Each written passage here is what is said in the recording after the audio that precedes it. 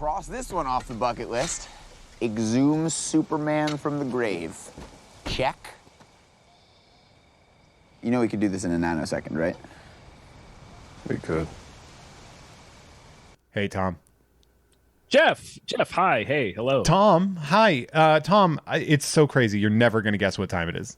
I won't. You know that I won't. Yeah. I'm not even going to attempt. You absolute ass. I knew you wouldn't even try. Listen, you should know this by now. Well, here's the thing. Is it's time for another episode of Tom and Jeff Watch Batman.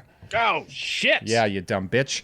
You should have known that was coming. I'm very excited. Literally the same time every week. I don't know why I never figure it out. It's the same bat time at the same bat channel. Now, we are doing part 3 of our month-long symposium on the Snyder Cut, and we have a very, very special day today. We're doing parts 5 and 6, and we are joined by one of my favorite people on the planet. This guy is a superstar artist. He has a lot of stuff at like Disney and through he's got statues through DC, and he is actually a fan of the Snyder Cut. Let's give it up for the amazing Chris Uminga. Chris, how you doing, buddy? Good, buddy. Super fan of this cut. I love that.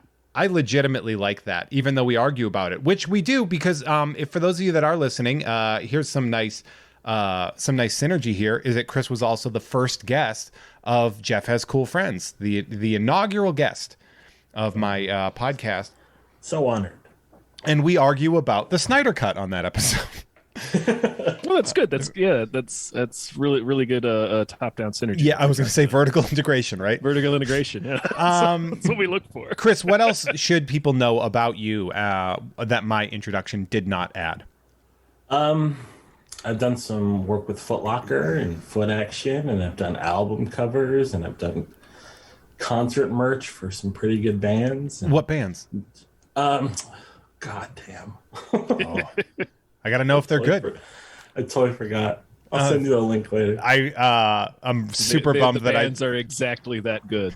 I know. I mean, at the time, I was like, oh, I just did that to you, and I'm so sorry about that. I know.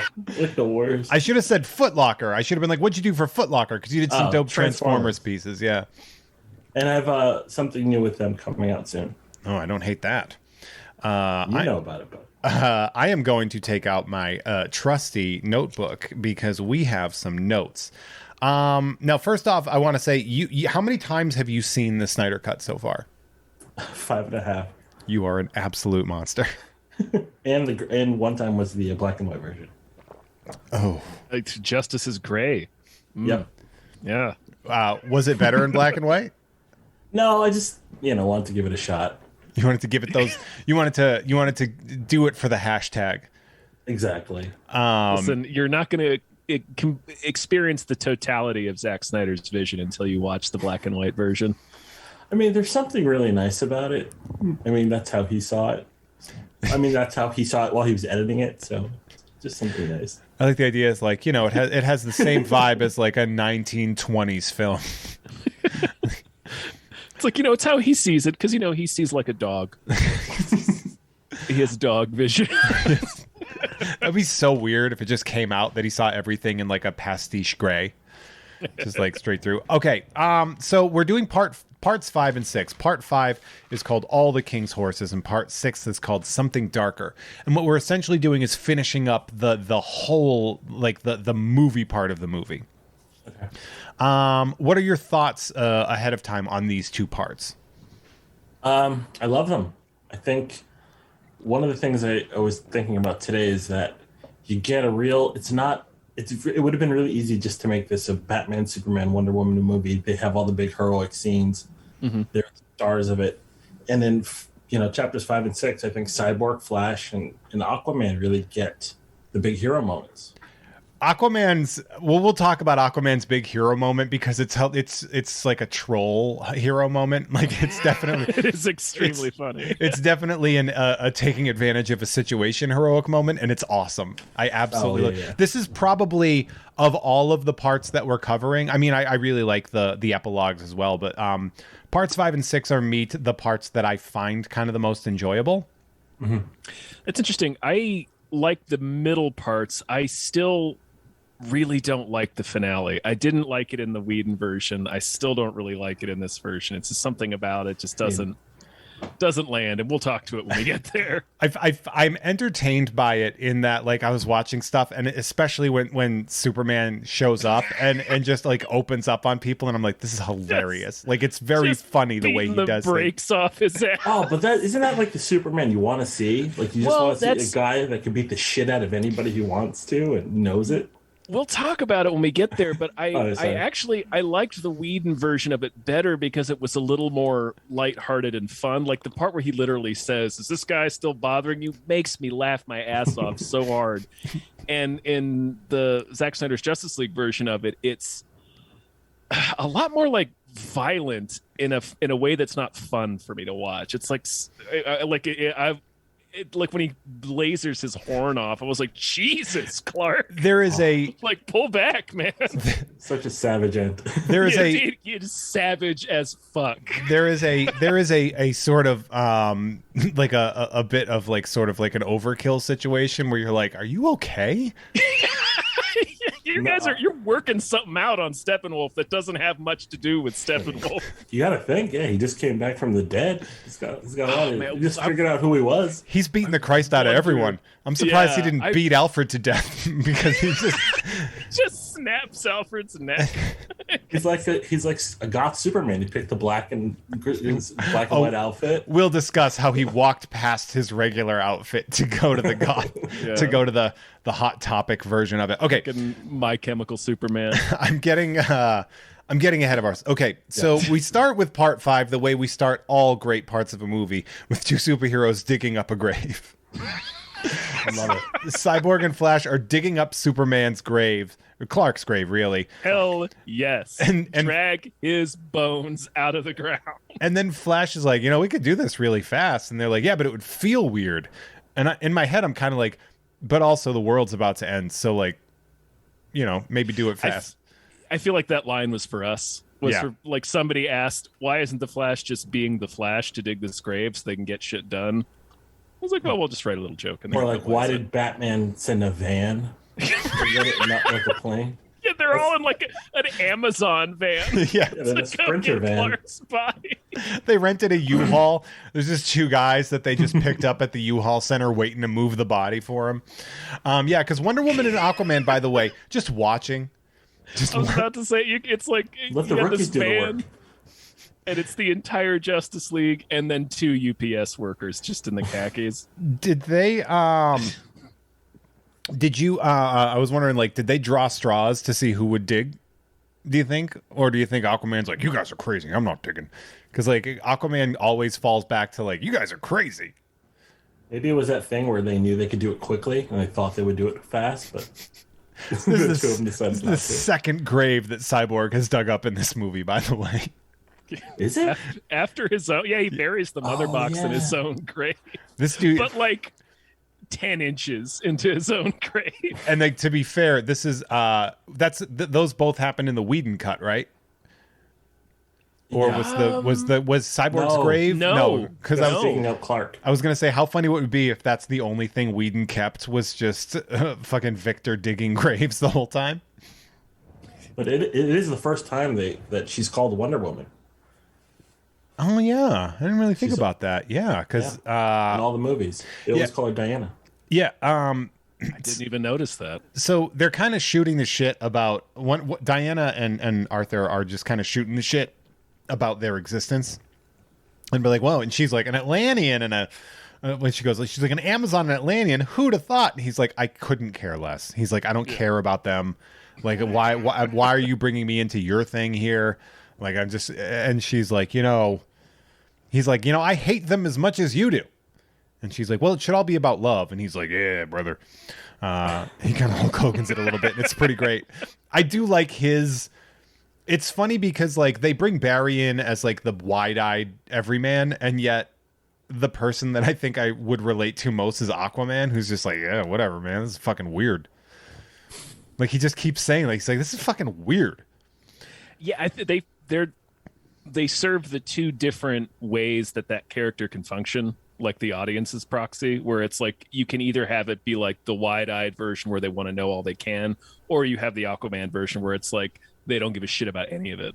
It's like, I don't care what you're telling me about this kingdom or this princess. I want to get back to my job at Lowe's or whatever. I want to beat the shit out of a dude while I'm swimming in jeans. And that's fucking barefoot in jeans. Oh, so wailing good. on Steppenwolf So good. at the bottom of the sea. So basically Barry's like, hey, do you think Wonder Woman would go for a younger guy?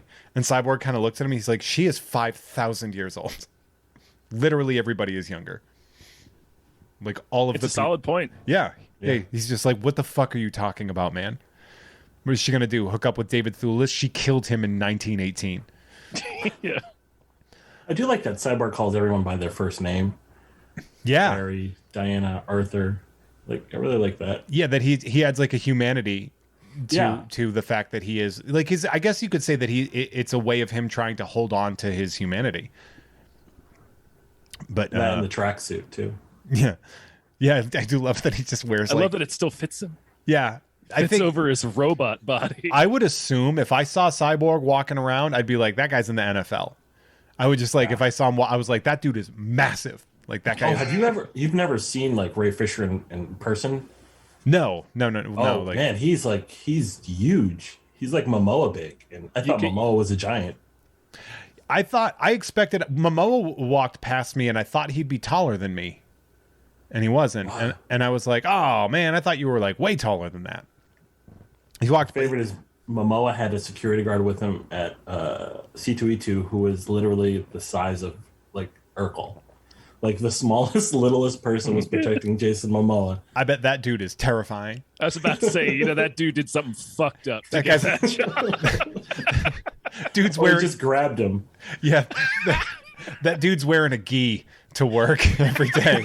Don't fuck with that guy. He's just wearing just karate pants. He's not even wearing a shirt. He's like, he definitely has like nunchucks. Oh yeah. I was gonna say he was born with a birthmark in the shape of a dragon across his back or some shit.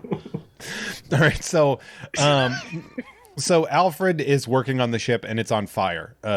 We have that little scene, and then they take the body to the Kryptonian ship and it'll talk to the mother box. That's like the plan.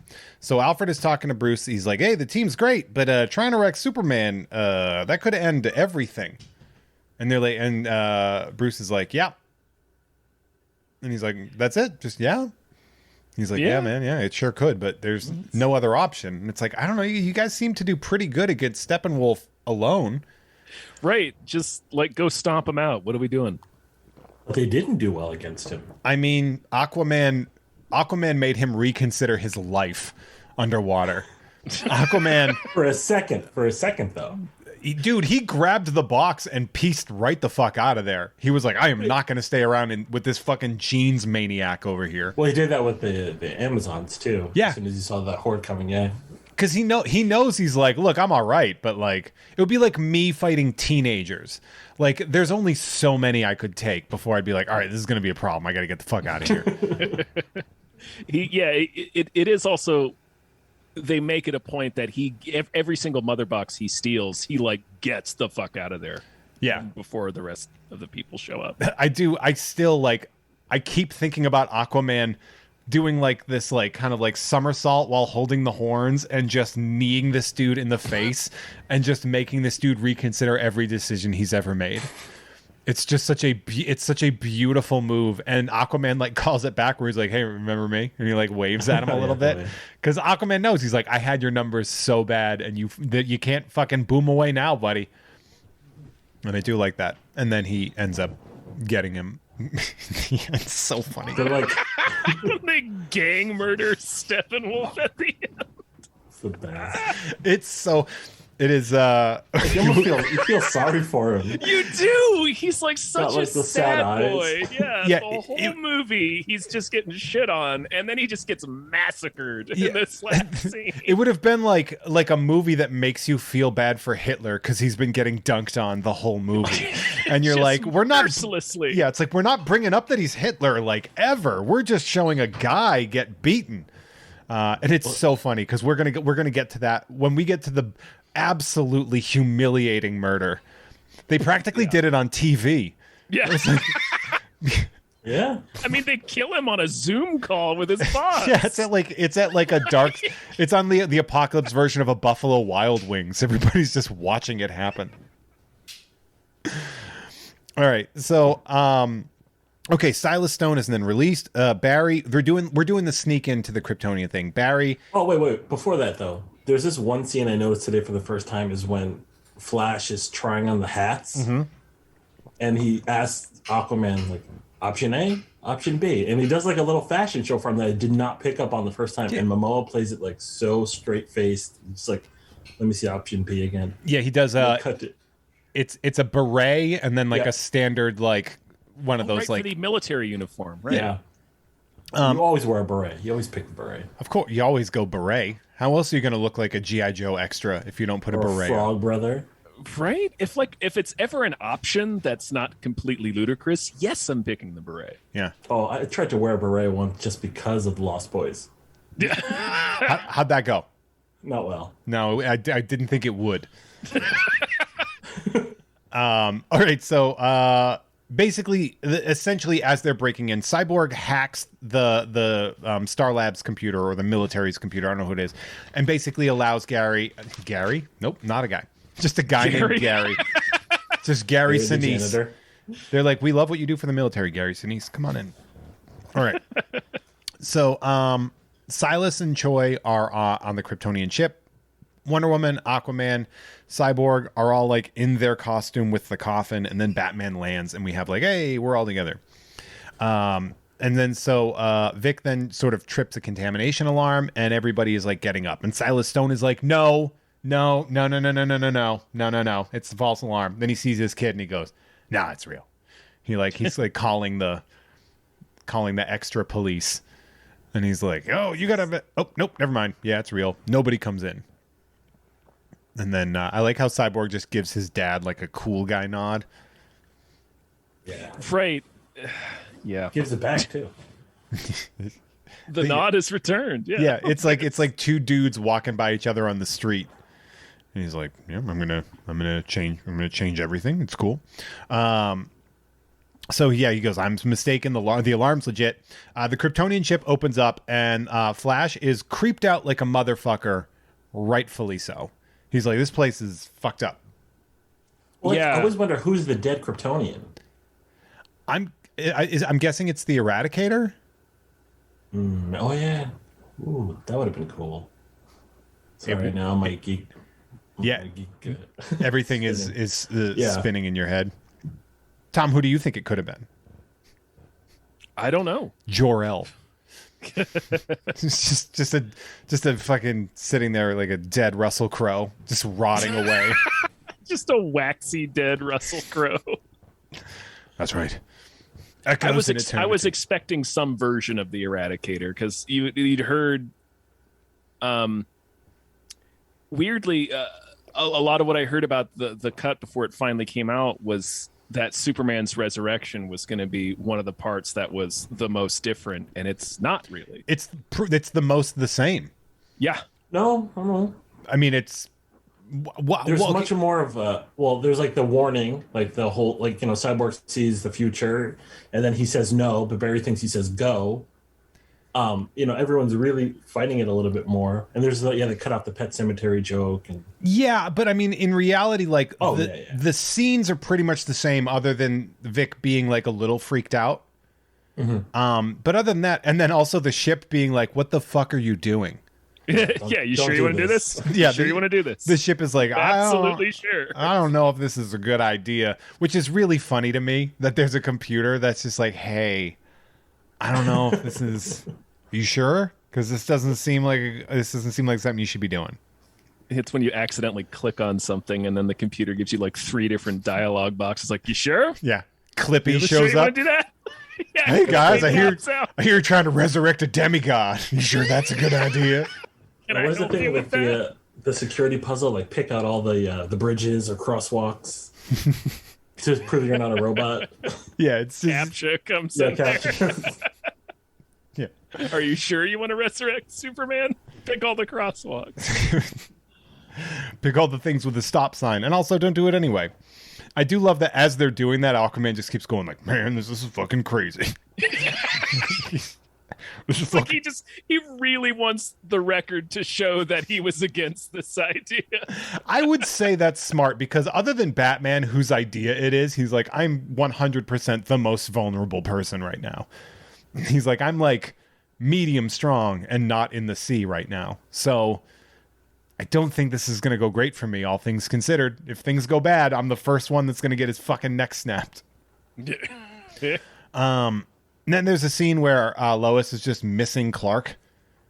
And she's just like, and then she like opens a door and there's like a pregnancy test in there. And I was just like, man, I would have see the monstrosity of a hybrid baby that would have come out. Also, like, how long was that pregnancy test sitting there? He's been dead for like so long. Well, one of the things I wrote down, I've only watched this once, but one of the things I wrote down while watching it was to me, the passage of time in this movie is really unclear. I'm not sure how much time is supposed to have passed after Clark died. The triggering of, because Clark's death triggers the mother boxes, and then Steppenwolf shows up like real fast. So but like to a way where like you kind of want to be like, how did you guys get that monument built? Well, so I think a lot more time passed because Martha lost the farm. She was like sick of seeing all the things around the world. Well, Martian Manhunter says it. Yeah, let me tell you. Fucking Martian Manhunter, who's been pretending to be a general and Martha Kent. He's putting it years. He's putting in work. Busy guy. He's putting in work, man. He doesn't have time to do just regular. Like, do you think like the general is work and then Martha is play for him? Like that's how he winds down. He's got a lot of free time though. You know why? Because his family. Because his whole ass family is dead. Taking family on Mars. Okay, so she grabs his lanyard, his like Daily Planet lanyard, and then gets up and just goes to the bathroom. Anyway, Aquaman opens the coffin. Clark is buried with a picture of just his dad, which made me feel like, I don't know, he could have put your mom in there too, but it's all right. It's your choice, Martha. Aquaman then puts him in like the like whatever the liquid is, the Kryptonian liquid, pushes him under. The goo. Yeah, the fancy super goo. So Cyborg is talking to the mother box, then hacks the Kryptonian ship, and then Lois is getting coffee. So there's a lot of setup here. The ship is saying like, "Hey, the mother box is a very hostile issue." Like, you really don't want to fuck with this. And then apparently Luthor fucked around and just destroyed the power.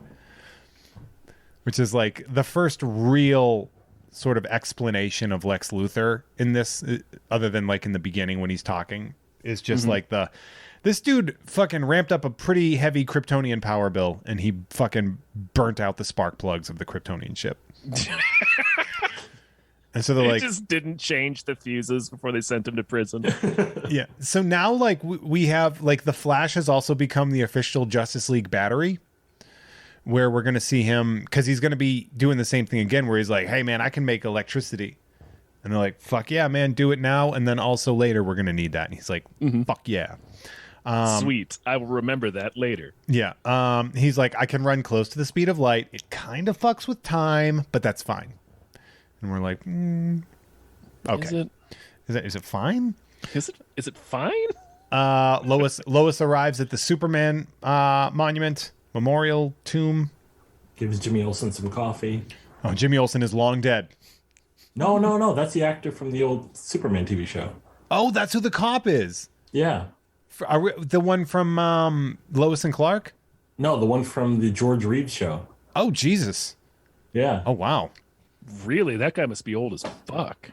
He was in the Whedon cut. He's one of the prison guards, and in the Snyder cut, he's the cop who Lois gives coffee to every day. Oh, look at that! Bringing knowledge. Buddy, 5 times. I'm glad it wasn't Dean Cain. Shit. I don't want to give him those residuals. All right, so just coughing on everyone. So Flash goes up back like as far as possible on the ship, which in my head I'm like, it can't be that far. Like he's not given a huge racetrack to. It's like maybe a city block long, right? Yeah, the ship. Yeah, Could yeah. be winding. That's true. It could be winding. That's true. Yeah, I think it is. I think there's some tunnels, but it's certainly like when we see him fucking building up a charge later, he's doing like laps around a city. And this one, it's pretty quick. So like we're all getting to that. Like everybody's kind of hovering around the same area. The ship doesn't want to wake the mother box. It is very afraid. It 100% knows that Steppenwolf is going to come for it, which is it's fun. It's like having like the ship is like, I'm actually an Intuit and I know what's going to happen. And the ship's like, don't. Well, that's like, is the ship warning Cyborg about the future? Because then the ship says the future is now integrated with the present. Yeah, that is unclear. It's very unclear. Every time travel is not clearly stated and how it works and who sees it and stuff. It is weird that like an AI would also like be like, I can see the future now, but at the same time, it's also weird that a person could do that. So it's true. I can't really throw stones at either. Well, throw Victor stones at either. Oh, listen, he's got one robot eye, so maybe he can see the future through that. Yeah. So there's like a little thing where Darkseid's just sitting there like stroking his chin. Oh, so badass. Is it? Sorry. I get it. It's funny. Like the Darkseid stuff is as we get through it, it's kind of funny. Like every time I see him on screen, there's something for me to kind of be like, that's pretty funny. It's just that his first scene, he gets bodied. And it's throughout the rest of the movie, I can't really take him seriously. And then they've also cast him in a position where he's just like Steppenwolf's manager who doesn't give a shit about him. Like that's like he keeps like beeping Darkseid throughout the movie. It really kind of undermines his what should be like a really badass and frightening character to me. Yeah, we get a badass moment now because now we see image of the future where Wonder Woman is on a funeral pyre with coins on her eyes and what looks like apocalyptic ships.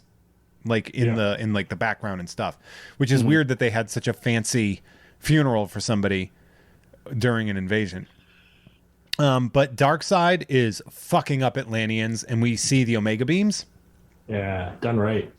Yeah, that is the one. It's the one thing that I personally am. When I was watching the Darkseid, all this stuff, I was like, now that I can fuck with.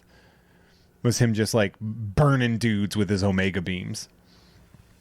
And then it cuts to the Superman stuff. It's great because he's holding he's holding an incinerated Lois. Yeah, just a black skeleton that was Lois Lane. He's in his black costume. And then Darkseid like puts his hand on his shoulder, like it's time to get to work, Superman. There's other fish in the sea, man. And then I've burned 100,000 worlds. Trust me. Yeah. Perhaps Granny Goodness. Granny Goodness could do something to that. Maybe you could see what she. I mean, she might be fertile still. You guys could make a baby. That'd be fucking crazy ass baby. Superman then lands over the ruins of the Hall of Justice. We see a very Hall of Justice vibe, and this is one of those things. And Chris, obviously, you have not. You probably haven't heard this before, but like all the stuff that's like the nightmare future stuff, I actually like. Like I love it. That's fun to me. Yeah. Okay. Yeah. So Victor sees all that shit and says no, and then Barry's like, "What? Go?" It's very It sounded just like that, right? It's kinda. He doesn't not sound like that. What's that? Did you say go? But it sounds like Don Knotts. Oh, you're telling me go, Mr. Furley. Yeah. Oh, what are you doing? Oh man, Cyborg told me to run fast. But, in this movie, Flash is the Jack Tripper, because he keeps falling over all the time. And then we have the resurrection scene. Barry shocks it. It's hitting the water. It's very similar to, it's the same basically as the Whedon cut. Yeah. And then that's when the ship goes, the future has taken root in the present. And it's like, yep, that's the future. That's, yeah, like what? That is like that's like finding a typo on a fortune cookie. You're like, I don't think this is what you meant to say. Maybe it is. So the mother box, by the way, fucking explodes. It pops out like a goddamn popcorn kernel. Yeah. And lands by the crowd of scientists on a police car. And it's very funny because everybody's just like, what's happening? And Silas Stone is like, I'm going to sneak this thing out of here. You're right. He just like puts it in a duffel bag or something, right? Dude, he wraps his jacket around him. I'm like, I don't think that's going to do anything, man. Like he's trying to sneak a pie into a movie. That's so. I'm gonna try that. This was one of the dumbest things about the Whedon version was this specific mother box. It works a little bit better with what happens here, I think. But man, in that theatrical cut where it's Steppenwolf gets it because the Justice League literally just forgets it's sitting on a car in the middle of the street. It's like, what's going on? Come on, guys. Yeah, that definitely has sort of one of those narrative qualities where it's just like, how can we find a way to not make this 4 hours, but also have it make sense? And I don't think that was allotted in the Whedon cut, where he's just like, how about we just not have it make sense? And we're like, you know what, that's fine. Yeah, how about it flies out of the pool in the Kryptonian ship and just lands in Steppenwolf's lap? He's kind of what happens. He just catches it like a dog catching a frisbee. Just jumps in the air and grabs it. So, all right. So Lois just looks up and just sees Clark floating in his dress pants, in his like dead guy pants. Yeah, he burst right out of his shirt. Yeah, but his pants hung on. I mean, you're gonna see Hulk style. Yeah. What's really funny to me is I'm just like, oh yeah, they couldn't embalm him. Remember, imagine if they tried to like resurrect him, but he had already been embalmed, and he's just this giant fucking Frankenstein with no guts, filled with Kryptonian formaldehyde. That's like an Alfred Hitchcock Presents episode I saw once. Guy wished his wife would come back from the dead, but she'd already been embalmed, so she comes back. Yeah, and she's just like in agony and made of stone and screaming until he wishes her dead again. It's like the monkey's paw. Yeah, that's the episode or the story. That's fair. So he like everyone's just kind of watching him because like that's weird, right? Like a dead guy is back, and also it's the most powerful person that's ever been on the planet. Everyone's just that would be legit the most frightening thing that's ever happened in human history, right? Those couple of minutes where he's just hovering in the air, and it's like, wow, well, this guy died. Now he's back. He's an alien. We have no idea what's happening right now. He looks really pissed. Yeah. Yes. It has real. He doesn't look jazzed about being dead. Yeah, it has real Brightburn energy, and I'm it does. And I'm just like, oh man, that's upsetting. He goes to his monument, his like death monument, and I don't know if this is the one from Batman versus Superman that has because there's like a lot of dead people. The names, but this is also like it's clearly a memorial monument, but also he like just died like Thursday. It's this. I thought it was the same monument with like something that's like slightly different. That's fair because there is the statue and the wall of names in Batman vs Superman, right? And I think and the head is there. His head is there from the big monument. Yeah, so I think it is. Yeah, well, he definitely does not respect the names, as we see him just arbitrarily demolishing that wall of names. Mm-hmm. He's just like, I don't want you. He's trying to destroy evidence. That's what he's trying to do. He's trying to be like, you guys don't want to see this. This is not. It's not something good. Doesn't make Clark look good right now. Isn't one of the names on the memorial Bill Finger or somebody? Probably. I feel like they snuck some Easter egg in there like that. Oh, I'm sure it's just riddled with names of comics creators. So the Justice League arrives to like line up next to each other to say hi, and he starts scanning them. And Victor's cannon, like his technology is just like, nah, I don't feel comfortable with this. So it like turns into the auto defense thing, and it shoots at him, fires a rocket. Superman just kind of moves and then turns around and shoots. He's like, gets his eye beams ready. And then Wonder Woman's like, Kal-El, no. And I'm like, I don't think that's gonna Not gonna work. No, he got a rocket shot at him by a stranger. It's not gonna. The fact that Victor can't override his defense system is pretty dumb, right? He shouldn't. This is like along the lines of the mother box just lands on a police car for me. Yeah, where it's just like, That's I don't know. dumb. I feel like you could control. Why'd like, you write it that way? Yeah, it would be like if you had an automatic braking system that automatically turned on whenever. And you're just like, well, that's going to flip the car.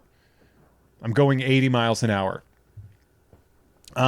It's really funny, though, because the horror and feelings of terror that must cause to see Superman turn around and get pissed at you for something that's not your fault. I'd be like, you know what? I'm just going to shoot myself in the head. I'm going to save you the trouble. And then she's like, he's confused. He doesn't know who he is, as he throws the giant's head statue. And I'm like, I'm pretty sure he's got a little idea. I think he knows he can lift this giant thing and throw it at you. Right. He remembered his eye laser. Yes. I think he gets the gist, Diana. I think he kind of gets it. And she's like, Arthur, we need to restrain him. And Arthur's like, I don't know what you think I'm going to do, but all right. He jumps and then is just punched to Christ. Yep. He is sent to another planet by Clark. Once again, he's punched through time and the future has joined with the present. So then she lassos him and it's not going well. He like wraps up. He's like, I don't know what you expect this to be. And she's just like, this is, you remember who you are. And he's like, I'm a guy for like a second. A little bit, but then he chokes the shit out of everybody. Yeah. He literally is choking everybody. Like he's choking Cyborg with his own neck. Cyborg is pushing on Superman like that Far Side cartoon, The School for the Gifted, where the kid's pushing on the pull door. Like that's essentially what Cyborg's trying. It's like, what are you going for? You just learned what you can't do. Yeah. And he's choking Diana and choking Arthur, and it's very funny. We have the Flash scene. The Flash scene would have so much more weight without all the previous slow-mo scenes. Yeah. Yeah. We were talking about this, I think, last episode, where it really should have just been Barry's stuff that's in slow motion because it kind of undercuts when it does happen. Yeah. Flash. But I think it almost gives you like that thing you were talking about, Jeff. Like you see Superman, and you're like, "Oh my God, he's gonna kill me!" Because Barry has that thing where like, "I'm so fast, he's not gonna see me," and then he looks out of the corner of his eye, and Barry realizes, "Oh, I fucked up." Slow-mo should have only been reserved for Barry. I think by giving it to Diana in the beginning was a huge mistake. They should have just made her move really fast, because now that anytime the slow-mo kicks in, you're just like, oh, they're just doing this again. So it does sort of diminish the power of Barry doing it and then of Clark adjusting to it. Mm-hmm. Because back then it was just everybody else was sort of debris in Barry's way when he's running around. But now Clark is an active participant in this speed. It makes it a little bit different. But by having Diana go into slow-mo in the very beginning, I think it does sort of diminish how cool it is for Barry. And it doesn't necessarily always read as the power, too, just because Zack Snyder likes to do this particular style of slow motion so often. Yeah, like when the fucking pillars are falling down, it's like, well, they have the Flash's superpower. That's why it's going in slow-mo. Okay, so Superman is trying to kill Barry. He sure is. By punching... He's really trying to kill him. He's really. He's never seen him before in his life. He didn't put that much effort into trying to kill Wonder Woman or Aquaman. Like Nobody. He didn't put that much energy. He didn't put that much energy into trying to kill Doomsday. He's swinging. Something about Barry just he really sees him. He's like, fuck that guy. He's like swinging at Barry like Barry's a knuckleball. He's just really going for it. And then like I do love that he keeps hitting the monument with all the names, and I'm like, that doesn't seem arbitrary. He's trying to erase his past crimes, man. So the military shows up because they're like, we're not going to be at this. We're not going to have tanks not at the ship here. Right. Yeah. We're not going to do anything, but also we can't not go. And so then he's like, fuck you. And just laser eyes. He is really showing the world what he's eventually going to do to them. Oh, man. He's like, none of y'all got shit on me. So the Cyborg saves the cop from the tank with his body. I was like, you probably had other ways of not just throwing your whole body in front of it, but that's fine. And then Batman shows up, and Clark's like a dog when you're walking by his fence. Clark is like, but he's like doesn't even put that much effort into trying to kill Batman as he did Flash. Like, Flash, right? Yeah. It's weird, and it's one of the. Another thing that I preferred from the Whedon is when he gets that line where he spots Batman and he's like, I remember you. It's like, they should have left that in there because that was a good line. Yeah, because when you hear it when you're watching the first movie, you're like, run, Bruce! Kal-El, no! Kal-El, no! He doesn't know. He's like, I remember who this guy is. I know this motherfucker. Grabs him by the ears and knees him in the face, just like Aquaman. Just destroys him. Clark, so Cyborg tries to stop him by having little tiny cyborg fists trying to punch Superman. It's very cute. like those cyborg baby arms came out of nowhere, and it was like, what the hell's going on? What even is this? Yeah. Why did you design that? Like, what is happening here? What is this? When would this be useful? Is this a comic in the 50s? Why would you do this? It's like how Thanos had a helicopter. Some things you just want to let go. So fucking Clark just tosses him like he's a luggage handler. Oh, I love that. Just throws him. And then Flash is trying to like stop him, and it's like, Flash, you gotta not do that, man. You gotta count your losses that you are at best gonna become a weapon for Clark. Yeah, use your super speed to get far away from him. It's like, this guy really hates you. Don't run towards him. Something you did in the 10 seconds he's known you has offended him greatly. And the sad thing is, like, Flash says, he was my hero. Now your hero is viciously trying to kill you more than anyone else in this scene. Right. It's like it's the main thing he wants right now. It's to kill you specifically. It's a real Michael Jordan fuck them kids situation for him.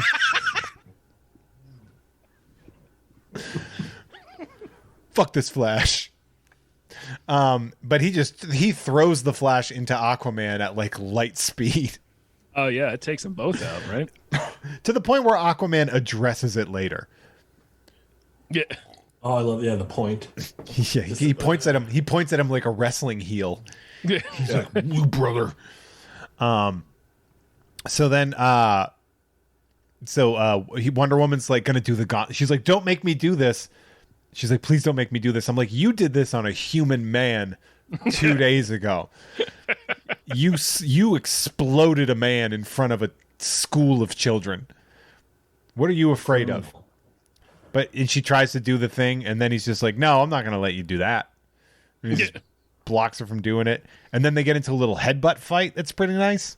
Yeah, headbutts her to the sidewalk. Yeah, she headbutts him, and then he just like floats up a little bit and just gives her like a fucking Chris Benoit flying headbutt in all of the ways that you're thinking. Oh, no. And plants her into the fucking sidewalk. She is a sidewalk tree now. And like all of this to get to the one guy without powers. You're right. Clark is renewing his will on his iPhone while this is happening. So then Bruce has his magic gauntlets to stop the eye beam. We spent like a sweaty ass scene of dialogue setting up earlier in the movie. And then and Clark immediately he like blocks it, and I'm just like, Clark, just look down. Yeah. Just cut him in half up and down. He can't. Look at the mouth part of his mask. Just look at it. Yeah, That's all you need to do, man. Just look at it. Look at his feet. Yeah, look at his cuts his feet off. Oh, Lieutenant Dan. Just Batman, just right at the foot. Just right below the ankle, just his feet. His little bat feet missing. Alfred, my feet. Alfred. Scarecrow cutting off Batman's feet with a hacksaw.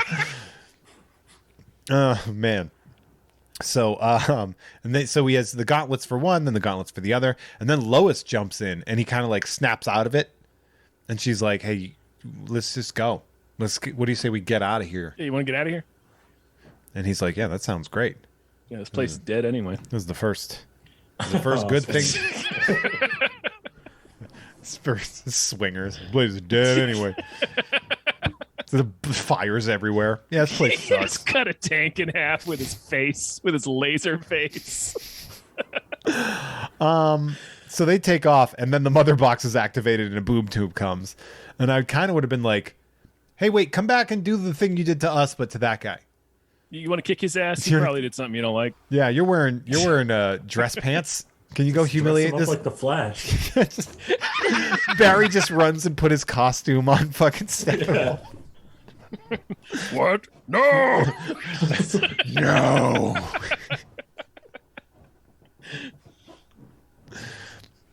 Oh man. So Silas has the box and he's gonna wreck it.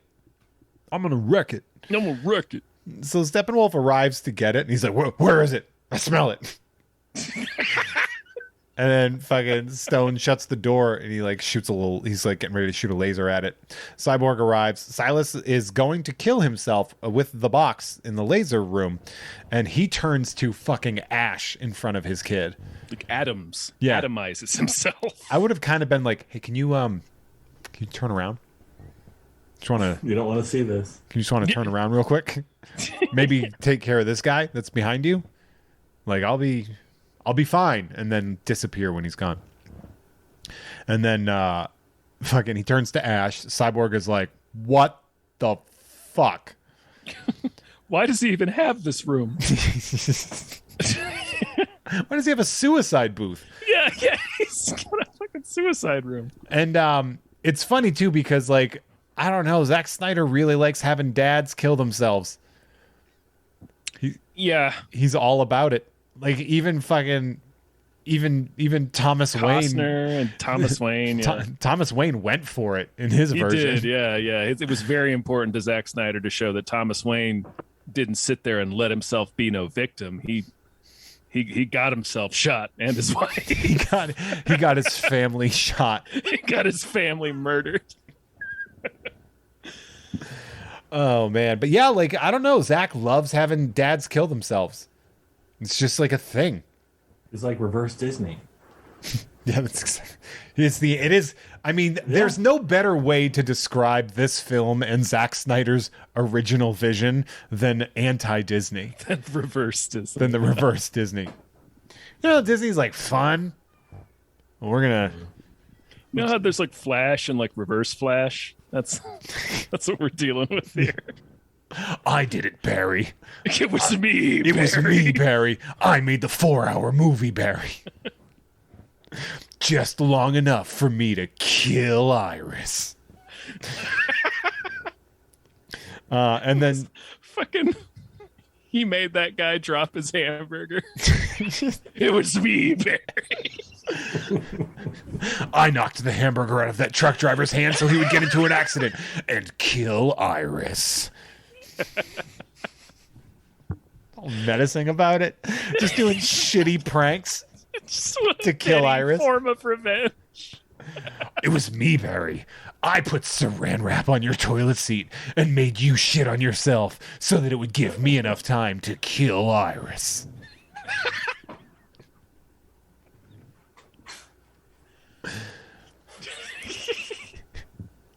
I mean,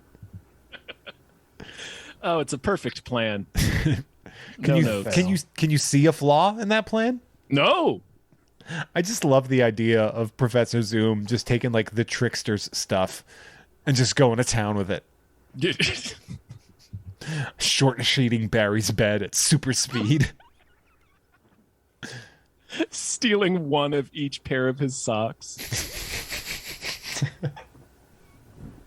It was me, Barry. I made you wear black shoes and a brown belt, Barry. Oh, man.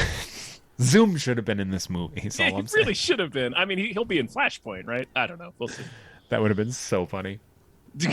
Also, so Steppenwolf just grabs the box and he's like, "So begins the end," and then booms out. And I was like, "Who was that for?" He really wanted to dunk on Cyborg. And your father's dead. I can tell you're going through a lot right now, but still, I have to tag a little zinger on the end of this. You understand? Also, tell the Kryptonian to go away. I know what it's like to not be appreciated. My boss hates me. Cyborg is losing it, and Aquaman is just like, yeah, his father's dead because of us. He's like, I told you this was a bad idea. And then Wonder Woman's like, yeah, but we kind of needed Superman. And Aquaman's like, that is not Superman. Like, that motherfucker that just attempted to murder Barry. Repeatedly. That's that is some guy that hates Barry. I don't know. Did Superman hate Barry before this? Like, was there something? Barry, what'd you do to him? Yeah, what the fuck did you do to him? Smash cut of Barry running into Lois Lane's apartment to steal her underwear. So then Batman's like, no, that's him. You know, he recognized Lois Lane. And Aquaman's like, no, he just didn't. She wasn't afraid of him. That's his instinct. She's like Riddick with him. Oh my god. That's it. Lois is like Riddick. She's the Riddick of the Zack Snyder of the Snyderverse. Sure. Remember when those dog things in in Chronicles of Riddick. Oh no, wait, that's just Riddick. No, in the Chronicles of Riddick, it's in the prison with the dog things. Oh right, he's got a pet dog in the third. Anyway, stop and think. There were 3 of those movies. There sure were, and there should be more. No. Oh, I will fight to the death for those. Well, because also Butcher Bay, the game, is essentially like a canonical part of that too. Apparently, it's fantastic. But I digress. So they discuss the Unity, and Cyborg realizes that his dad actually superheated the mother box. So it's like the hottest thing on the planet now. The hottest thing on the planet is mother box. And then he's like, basically he tagged it so that they could find it on thermal imaging. And then they can find Steppenwolf. And Batman's like, well, we got to get to my lab so then I can find it with my satellite. And Barry's like, you have a satellite? And it's just like, have you never heard of Bruce Wayne? He really hasn't. Like that whole, there's a stranger in my apartment. There's Bruce Wayne in your apartment. You would also figure Barry's a tech guy, so he would know who Bruce Wayne is. Yeah, you use Wayne Tech chips in all of your computers, man. Yeah, I'm pretty sure the Wayne Tech logo was on some of his monitors, and he's like, who are you? I'm the guy that I made that computer right there. It'd be like seeing Bill Gates, and he's like, hi, I'm Bill Gates. And he's like, you're a weirdo. Get out of here. What's this stranger doing in my loft? My second favorite chair. Yeah. Also, the idea that Silas superheated it. I mean, that's a good idea, last minute. But it's like I just kept thinking in this scene. I was like, Batman regularly finds people by throwing tracking devices on them.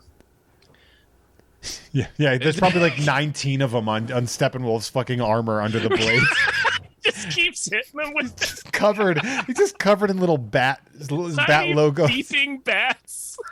He's just not noticing them. It's just like the leeches in Stand By Me. They're just all over him. So, the next time he calls Desaad's like, Jesus, what are you covered in? Do you not have like a mirror? Like a kick me sign on the back. It was me, Steppenwolf. I put the kick me sign on your back so that all of the parademons would kick you. Just enough time for me to kill Iris.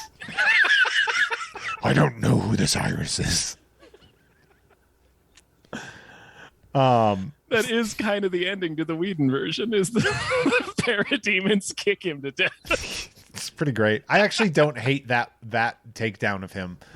I prefer it to what happens in this movie, but anyway. Yeah, this movie, it just turns the Justice League into a group of violent bullies, and it's so awesome to me. Yep. It's like, it's legitimately like, it's I get that it's like badass, but it's also just super funny to me. It is incredibly funny, yeah. So, like, Steppenwolf is such a sad boy the whole movie. He just wants Darkseid's approval, and then he gets his ass stomped into the dirt and fucking murdered. Just murdered so hard. He's the fight, and again we'll talk about that later. But the best thing I can equate it to is in the rundown when The Rock is getting his ass beat by those indigenous guys that Ernie Reyes Jr. was in charge of.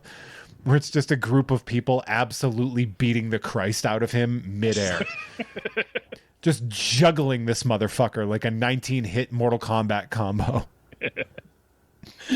Surprised somebody didn't go, toasty, after the third hit.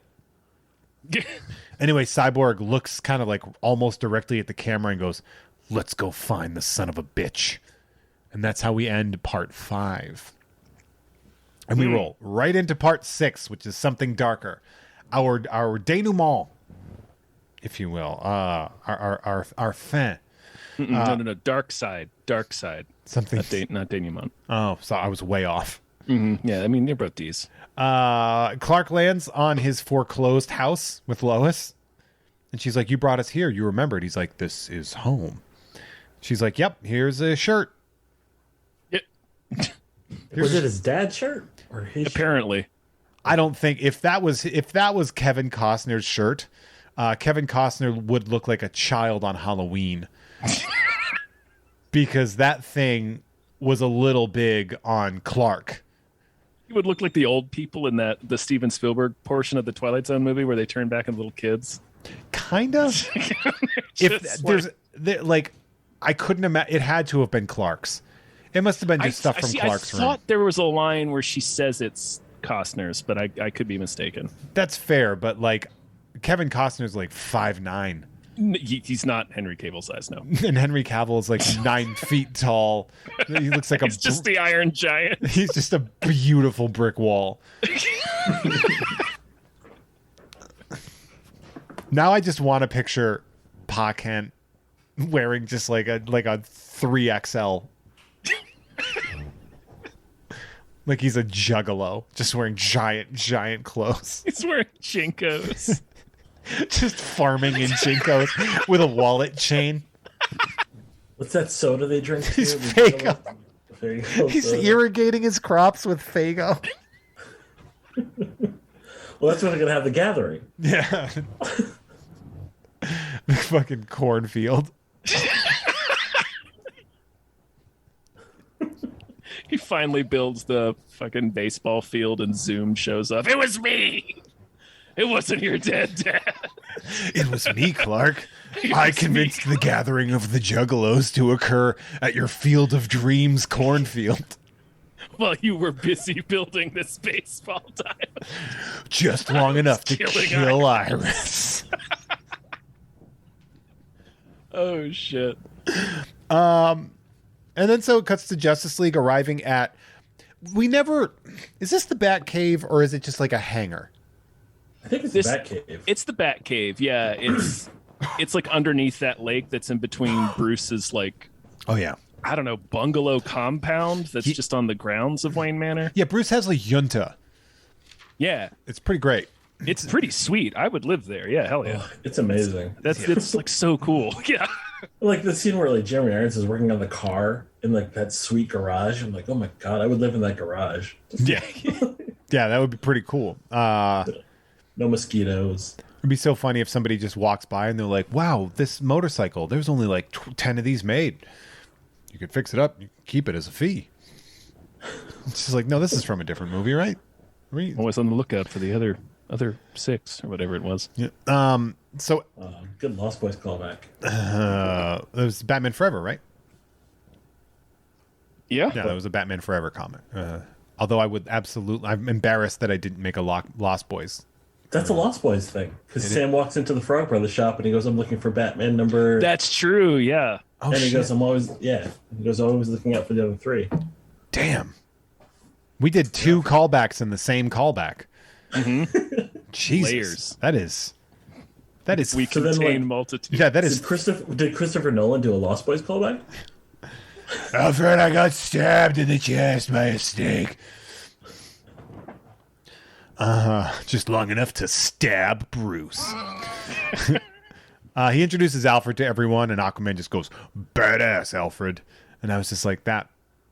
That's Momoa. That wasn't. That was. I have a feeling that absolutely was not in the script. There's a few spots where I'm like, oh, he just went rogue. He's like, are you sure you want to say everything's crazy again? You've done it like 30 times so far. He's like, it's pretty crazy, I feel like right? all the clothes were his clothes that he just brought from home. Absolutely, yeah. Oh, him swimming in jeans? That's all him. The long like handkerchief hanging out of his back pocket, the scarves. It's all very him. Yeah, The it's all linen Malone. shirt. That might just be in the Aquaman movie. But yeah. So they find out that they're in a ghost. They're basically in Chernobyl, essentially. Yeah, they're in fake Chernobyl. Chernobyl. Cyborg is like, and they're like, that place is toxic. And Cyborg is like, well, actually, he's harvested the radiation to build his base. And I'm so surprised that not everybody just looked at him and went, what? Yeah. Like, how does he know that? Like, not Sorry, only, break that down. yeah, not only how does he know that, but like, how does that even work? What does that mean? Is it like his radiation Legos? Yeah, I was about to say it's not bricks, man. What is that? What are you saying? Like, I don't. Is it because like what? Like there's. That's absolutely preposterous, Master Stone. Even Alfred's getting in on it. Yeah. Stops pouring his tea like a maniac for a second and be like, "Excuse me, what the fuck are you talking about? What are you talking about? What are you talking about?" And they're like, "We got to take care of this. We'll explode it." And he's like, "No, explosives aren't going to do it."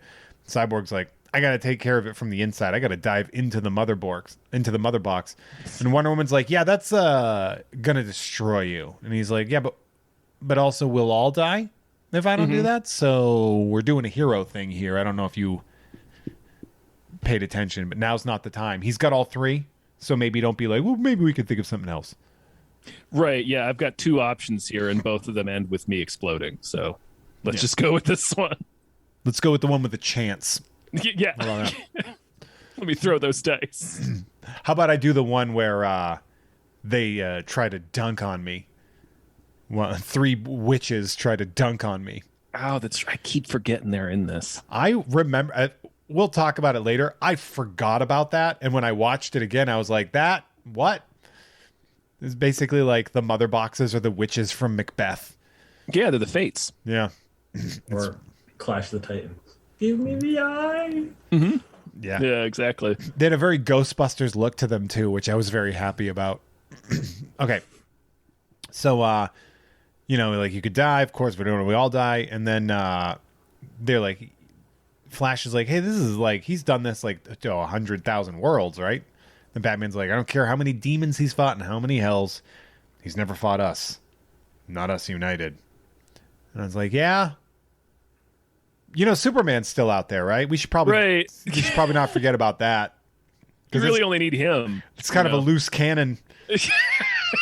We did not leave on the best of terms 25 minutes ago. You don't know what he's done with Lois. But he knows he's going to show up. He ate Lois. Yeah. There's like a good chance that he ate Lois. Or that he just doesn't, he's not fully recollected himself. He just flew up into space with her. Just fucking froze Lois. Yeah. Lois like was Tim Robbins the key. and Mission to Mars. So it cuts to Lois and Clark at the house, and he's just kind of like in the cornfield, just vibing. Yeah, he's like, it's a whole vibe, man. And then he brings up the engagement ring. He's like, hey, I guess that's a yes. And she's like, oh, so you're really back? And he's like, yeah, I'm totally back now. Everything's good. The corn did it. It was the corn, yeah. Corn whispered to him. He's like, corn I heard. Was really important to me. I've been listening to some Twisted in the corn. Some little ICP got me going. Brought me back to my childhood, listening to Dad. Just listening to Adidas. And then he's like, I have a second chance. I'm not gonna waste it. And then Martha returns. Martha's like, oh, so I'm here. I've come back. And then he's like, hey, I love you, but they wanted me back for a reason, and I need to find out why. And I'm surprised Lois and Martha both didn't be like, it's because you're Superman. Mm-hmm. It's probably because that you're Superman that they wanted you back. So I think we got that answer.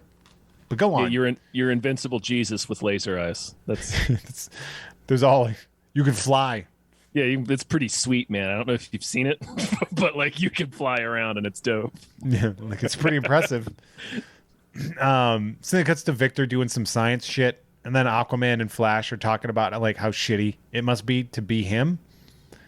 And then Flash is like, I thought you didn't care. And Aquaman's like, I never said that. I'm like, I don't know. I feel like we should rewind because I think you might have.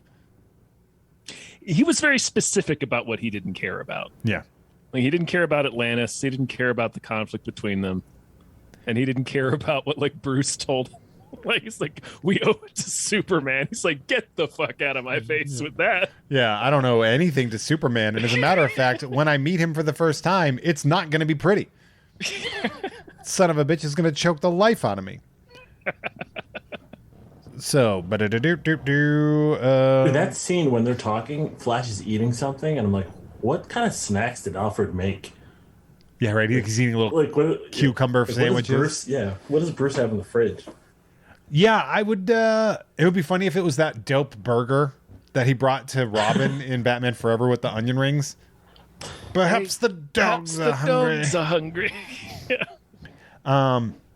So Wonder Woman and Batman are basically talking about Batman's telling her, he's like, I had a dream. Barry showed up saying Lois Lane was the key. And she's like, yes, to his heart. He's like, no, you're not understanding what I'm saying. Like, he's like, something's going to happen and it's going to be fucked up. And she's like, but the key is love. He's like, you're really not listening. I'm trying to explain something to you, and it's just going right over your head. She's the optimist. Yeah, she's like, I've been too focused on doing that gauntlet thing to human men to shatter their bones into space. Yeah. That I never learned critical thinking skills. No, she zapped him to a parallel dimension. Like there's that still to me is like the most egregious overkill I have ever seen in my life. It's just his hat floating down to the ground. Holy shit. She made those little girls watch a massacre. Well, the little girl's like, can I be you when I grow up? Yeah, that's how you make a monster. Can I kill a man without thinking? Absolutely. You can do anything. It's actually very easy. You don't even need gauntlets like mine to do it. Yeah. These are just a perk. Yeah. It's a real bonus. So then Alfred gets all excited. He's like, I can't believe it. The ship was fixed. That science shit that Victor was doing, fixing the ship. Mm-hmm. Well, listen, she wanted to fly. I love that. Cyborg was like, well, she talks to me. And I'm just like, oh. That's sort of like that ship, didn't you? When Jeff Johns was doing right when he wrote Aquaman, and someone's like, "Hey, you talk to fish, right?" And Aquaman looks at him and he goes, "You don't talk to fish; they're fish." Like, it's kind of that thing where it's like you could have just been like, "No, you didn't have to like treat it like it's a real person; it's a ship." Yeah, you're not like having a conversation with it. I also noticed that Batman, like, this is like the second or third time that Alfred's like, what are you doing? And he's like, faith, Alfred, faith. Like, he's really pushing that. Like, he became born again, and Alfred's like his roommate that has to hear about it now all the time. Alfred, have I told you about the teachings Have you of been our... saved? Yeah. Yeah. Have you heard the good news? In a way, Superman isn't the only person who will save us all. He puts on He's some. risen. He is risen. He puts on some shitty YouTube video from Kirk Cameron. I think you should watch this, Alfred. Yeah. While we're gone, you watch this. You watch this. You seen Left Behind? They did leave Alfred behind, so. Yeah. So the ship takes off. Steppenwolf is making the unity happen, and he's like, "Unite, synchronize," and I'm like, I think they get it. I want to believe that somebody just told him that was part of the process, and they're all just sort of looking at him. He's actually doing it. There's this whole idea that the parademons, when he's not looking, are laughing their ass off at him. How could they not be? Yeah, like he's got toilet paper stuck to his shoe. He's got that kick me sign. He's such like a pitiable, pathetic character in this movie. Yeah, he's like the weakest boss. Yeah. He's Glass Joe. The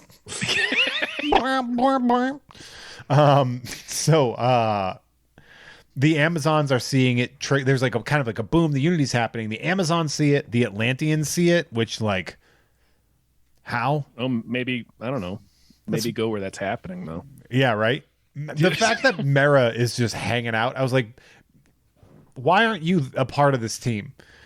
You are. And Hippolyta too, because they both lost mother boxes. So it's like y'all should be looking for this thing. Yeah, the other part though is like if Mera was on that team, she would be the second most powerful person on that team. Yeah. Yeah. Behind yeah. Superman. We talked about it last episode, but she straight up almost kills Steppenwolf in a horrifying manner. Imagine dehydrating somebody underwater, the abject terror that would cause everybody around you. I'd be like, she could kill Superman. She sure could. Yeah, maybe. I hadn't thought about that. Yeah, that's man. Well, he's killing Barry. She can dehydrate him. He's like, I need some water. It's weird. But like, it's almost offensive that they leave Mera behind. Because it really is. Yeah. She would absolutely. They would not need Superman if Mera joined the Justice League. Yeah, I feel like her plus Diana plus Arthur would kind of basically equal the Superman. It would be funny that Batman's like, all right, remember the plan. You do this. Mera, just kill Steppenwolf. Just kill his ass. Murder his ass. Just kill Steppenwolf. Second he shows up, kill him. Well, because we Dump also him out. In Aquaman, she does that scene where she fucking makes like wine sickles and fucking slices people. Oh, yeah. I'd be like, let's just get her like a fucking above ground pool, and just have her fucking slice the shit out of Steppenwolf. She just has a camel pack. Like she's at a rave.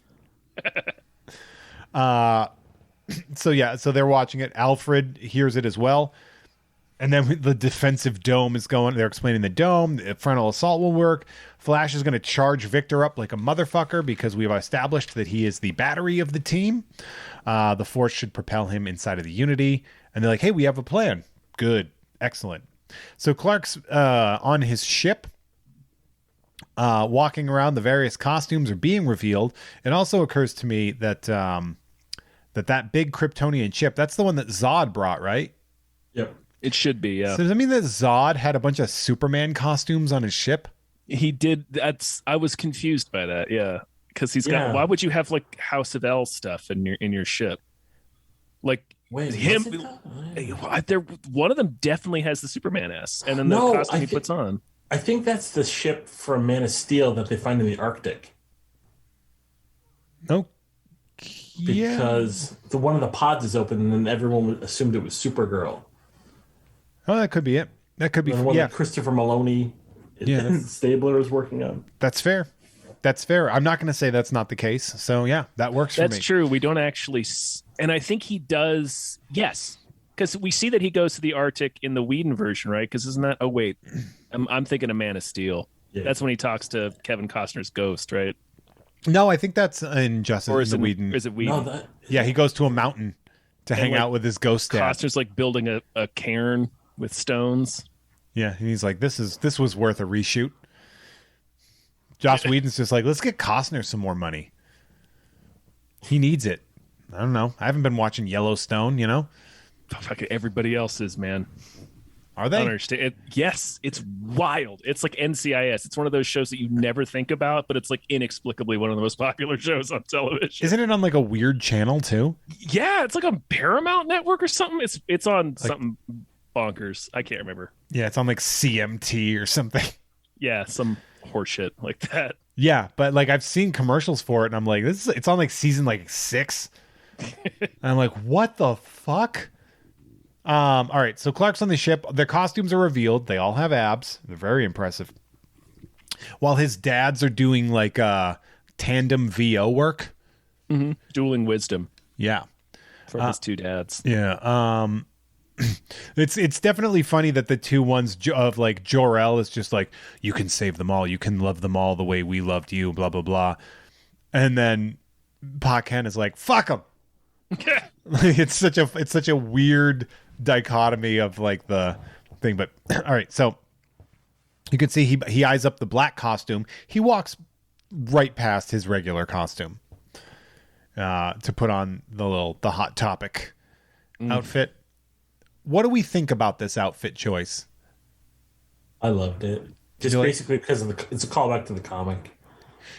It is. One of the things, Tom, we were talking about this earlier too, about how like it is a callback to the comic, but the one thing that the comic did, and we were talking with Logan Trent, was that like in the comic, it was sort of a statement on the grim and gritty of the 90s and that Superman wasn't going to be that, which is why he had like Uzis or something and like gun bullets. Yeah, like it was very mullet. Although he did keep that mullet when he was back. Yeah, he did.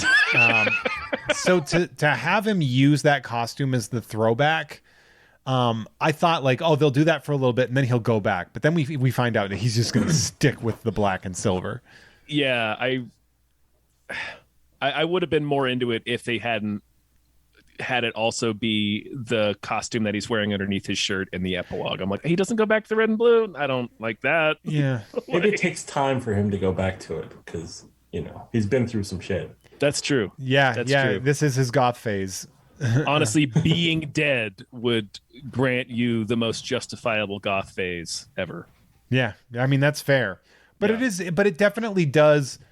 You hate to say it because the S stands for hope, but it's the most hopeless color scheme that you're just like, oh, I don't feel good. I would have really felt good. I would have felt a lot better if it was the red and yellow at the end in the epilogue, because I would have been like, oh, he's Superman again. Yeah, he's back. He's back. And instead it's like, no, he's going to be a gloomy Gus. Yep. Okay.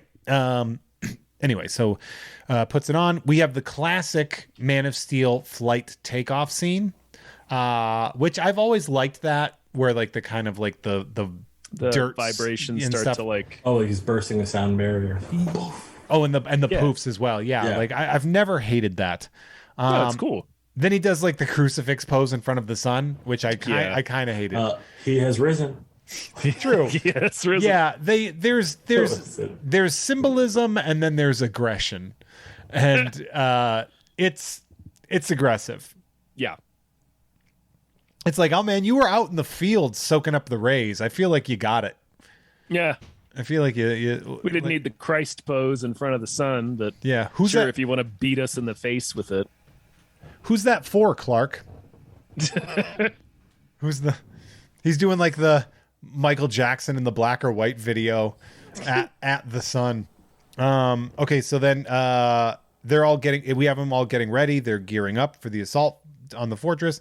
Flash is doing the meditation from the Karate Kid Part 2, which is very fun. He's doing like remember with the hands together and the up and out. The kata from Karate Kid Part 2 before he chops the ice blocks. Batman's like, remember, stick to the plan. Closes the hangar door. They fly off, and they rocket at the dome. It opens and closes.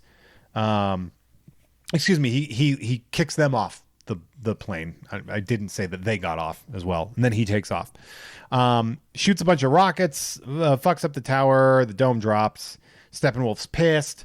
Batman crashes, and he's like, "Hey, get the fuck to the Unity. Like I did my job." And then the parademons are ripping the shit out of the Batmobile, or the ship, excuse me. And now it's Batmobile time, babies. Oh man, it's when they land on the Batmobile and rip the canopy off, really made me laugh. Just because he kind of looks like he's not expecting it. Yeah, it's like, oh shit. Did you ever watch the Animatrix? No. Chris, did you watch it? No. It was the anime. It was it's what took place between the Matrix and then when they did the Matrix Reloaded. Yeah, I know what it is. I just never. I wasn't actually a huge Matrix fan, so I never watched it. It was quite good, but there's also this one part where they're showing like the wars and everything, and like the AI. And there's one scene where like the exoskeletons get ripped off, and the AI just rips the people out of the skeletons, but it's just their bodies, their arms and legs are stayed in. Oof. And that's the vibe that I was getting. I was like, "Oh, Bruce, you better get out of there because I don't want to." Have you seen just real quick? Have you seen that movie Underwater? I haven't yet. Oh, man. It's so good. Yeah, well, our noted shithead T.J. Miller befalls a quite similar fate in that film. I mean, that's satisfying. I'm not stoked he got paid for that, but yeah, it's pretty wild. If he could just get a career just getting grisly deaths on screen, I'd be like, fine, let him get the paychecks. But as long as he just gets fucking his dick pushed in the dirt in everything he's ever done for the rest of his life. Oh, yeah. No, he gets ripped feet first out of a deep sea suit. Good.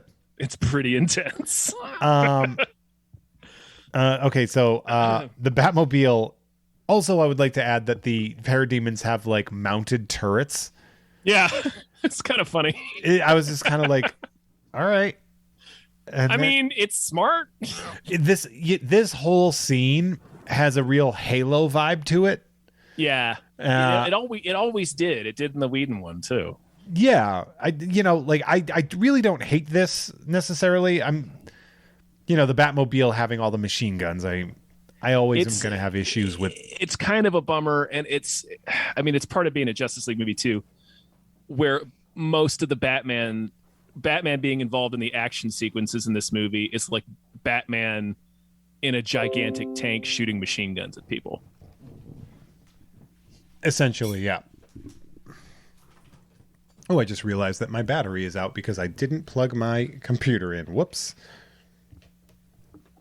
Better take care of that. I just got it. Whoops. Pardon. All right, so the parademons. Oh, he's the fucking shooting tank shells. Batman is on a suicide run. Oh yeah, he's fully expecting to die. Yeah.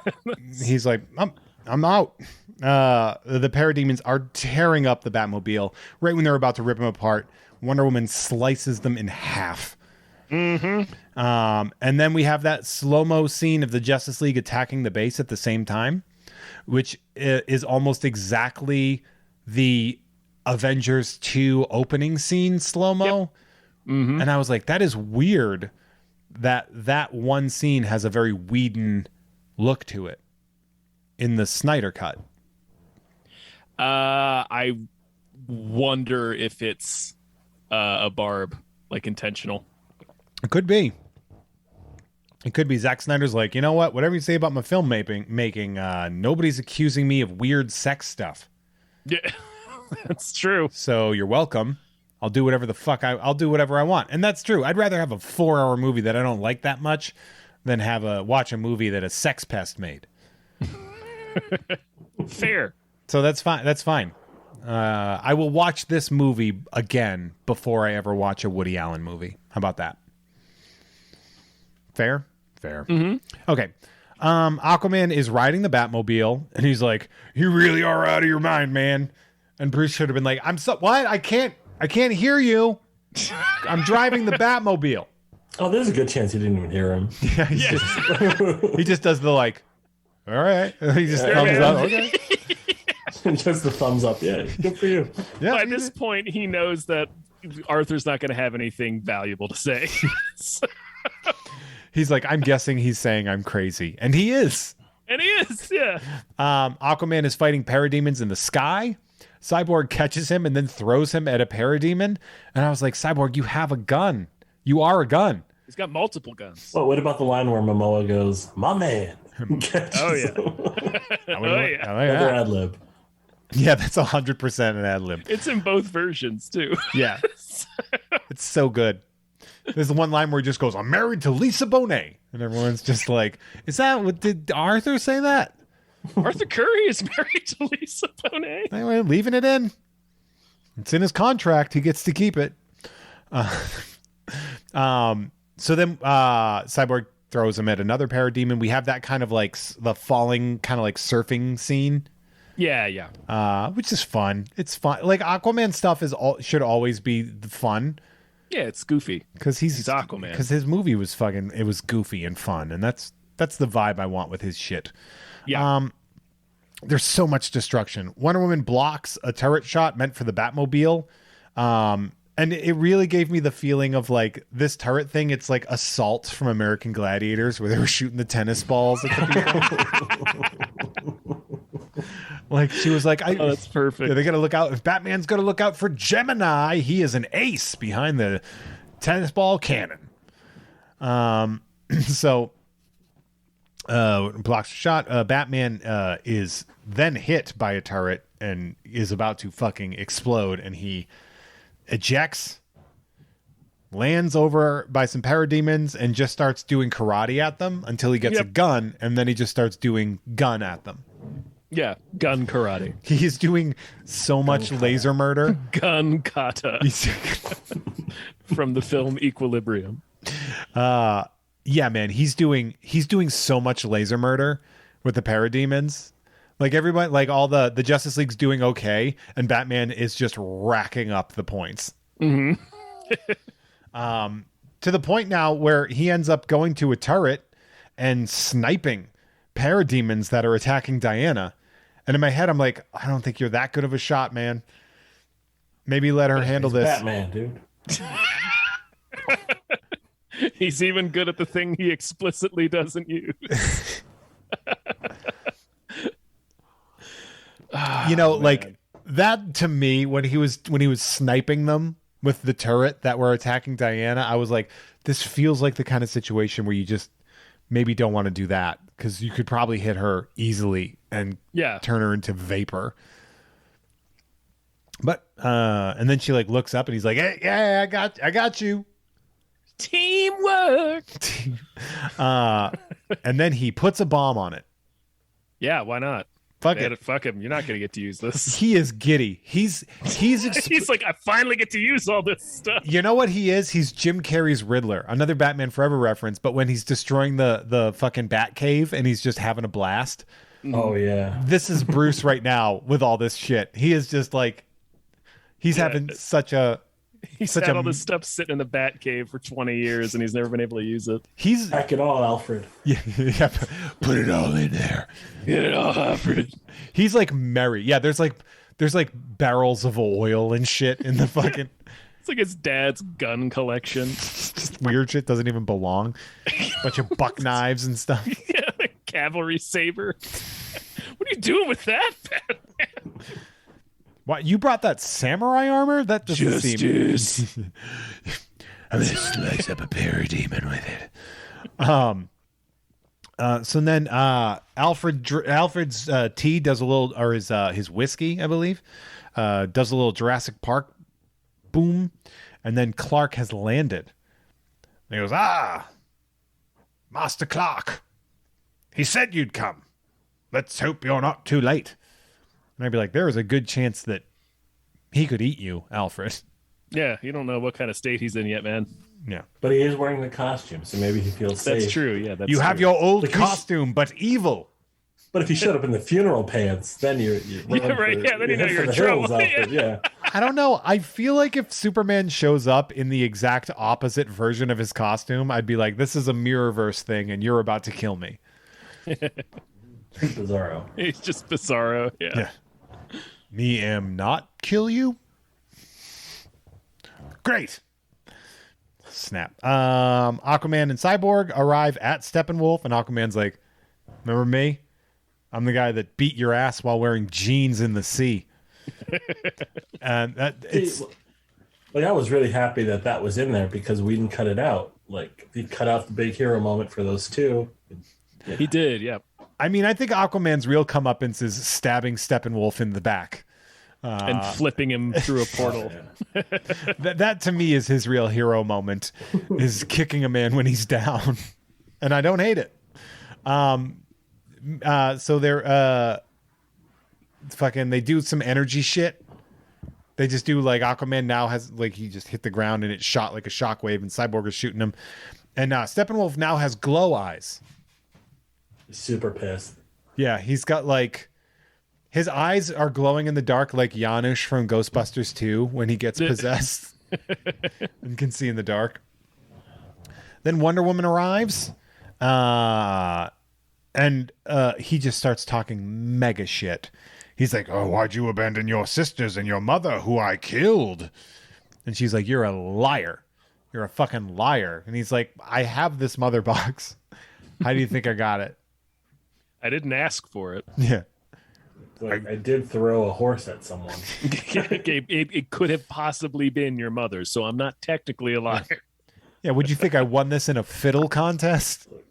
Like a lot of people that day. Yeah. Sure did. They do the fight. Cyborg really has this down pat where he's like, I'm going to float out of your way and shoot you 1,000 times in the face. That's solid. That's a good move. It's a good move, and it's working. Barry is running like he's just like running in circles, and he's like, hey, you guys might want to get going because I'm doing the thing where I'm about to run through time, and that's not a good idea.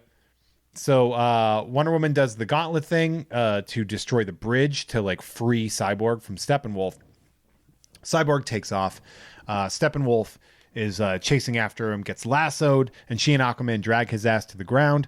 Steppenwolf still talking shit about the Amazons. He's got Wonder Woman's number, even though he knows what she can do. Yeah. Like, I think it's the only like real decisive win he's had. And also, and it's a decisive win where he got collapsed in a building. So he's really just like bragging about stuff that nobody saw. Right, yeah. You know, I have a girlfriend in Canada. I met her at camp. You don't He's know a model. her. Yeah, she's a model. She's never around because, you know. She's always on shoots. Because she's modeling. So he's knocking the shit out of him. Batman still shooting motherfuckers. It just cuts to Batman to be like, don't worry, he's still shooting people with a super soaker. Flash is about to explode. He's like, I don't know what you guys are doing, but please. Give me something. I don't think you understand what is happening. I can't keep moving at this speed. Yeah. Vic grabs the box, and then Steppenwolf comes for him, and he's like kind of like he's like teeing up.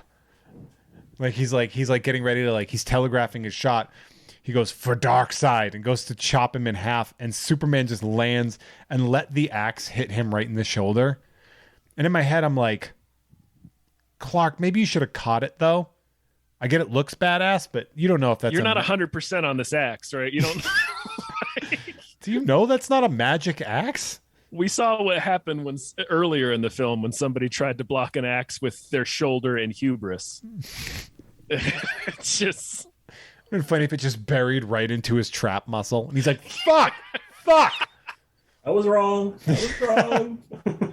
Just dies again.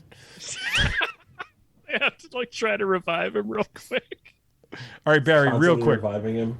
We're gonna do an audible. Barry, yank one of those mother boxes out. Not impressed. He blows on it and freezes it, and it's very funny. I always love when Superman uses ice breath because it's my what I think is his stupidest power. It's fun. It is kind of fun when they do use his dumber powers, though. Yeah, that's what I'm saying. Like I like it because it's such a stupid power. Yeah, it's real dumb. And then he fucking just kicks Steppenwolf across the room. Yeah. And this is like the end for Steppenwolf. Like, he is now a mouse. Never recovers. He's a mouse surrounded by cats at this point in time. Superman is emptying the cabinet on him. He's taking the belt off. Yeah, like he's doing all the moves. He blasts him with his eyes. He is clowning him. Yeah. Like Steppenwolf tries to like scratch his face. Like feebly. And he just kind of like moves out of the way and just like he might as well be rubbing his face in the dirt. Yeah. No, it is a savage ass kick. There is a scene where Clark's holding Steppenwolf down and like letting a loogie fall to almost his face and then sucking it back up. Why are you hitting yourself? He's beating Steppenwolf with his own fists. No. Say it. Kryptonians, stop. And then Wonder Woman joins in. I love that they join in. Like, Superman is clearly doing fine.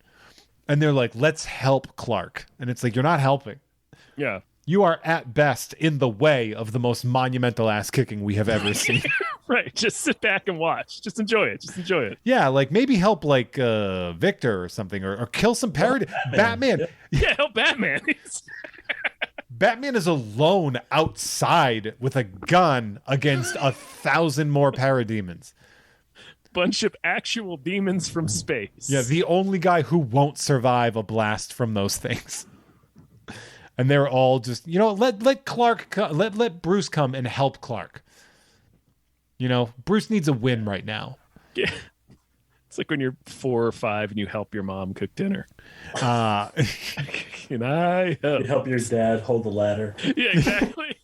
You're holding the flashlight. Yeah. Superman is punching him into a literal pile of shit. Steppenwolf has 100% pissed himself. Bare minimum. Oh, there's no way he hasn't. It's just all the rusty blades. Yeah, his stupid Norelco suit. And also he slices off his shitty horn with his eyes. Yeah. And that to me, I'm like, that's bullying. Yes. He's just mutilating Steppenwolf That was an act of cruelty. Yes. He's tearing to 100,000 planets. I know, but we forget about that. And he's just like tearing the legs off of an insect. It's so... Because he's so defenseless against Superman. It's so funny. He can't do a thing to him. Can't do anything to defend himself. He's just getting destroyed. Tries to block shit and just eye lasers slice it apart. It's like when people have defensive wounds on their hands after a gun killing. Steppenwolf is just made of defensive wounds at this point. Stop it. No. Cyborg is like, Barry, and then Barry gets hit by a turret, and I'm like, Bruce, have you not taken out these turret motherfuckers? You brought all of the plastic explosives in the fucking world, man. Yeah, every bomb you've ever confiscated from the Joker you brought with you here. Just hilarious. He's like fear gassing parademons and shit. Hitting with the clownfish. He's just a giant penny falls on a bunch of them. I had Alfred bring it. So now Barry is hit. And he is in rough fucking shape. And he's like, I got the wind knocked out of me. And he's got a fucking gouge on his leg. I don't know if you know this, but that's what you need to run is a leg. And they're like, the portal is fucking opening. And Darkseid, Desaad, and Granny Goodness, like, they turn like, oh, is the portal? It's like, you guys weren't ready for, like, they pretend they were too cool to be expecting the portal. Well, it's because, do you think they had any faith that Steppenwolf would accomplish getting the 3 boxes? You know what it was? It looked like the beginning of a Kickstarter video where they're like, oh, hi, didn't see you there. We're about to kickstart the invasion of Earth. We're a couple of pals just trying to throw together an invasion. Yeah, but we need your help. Like they didn't assemble the entire army because like Darkseid's like, okay, there's like a 20% chance he actually pulls this off, right? So I don't want to bring everyone down here and look stupid when he doesn't actually open the portal. Yeah, we don't have payroll for everybody, you know.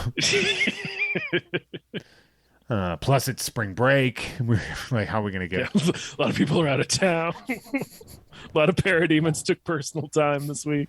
It'd be so funny if Apocalypse had a spring break.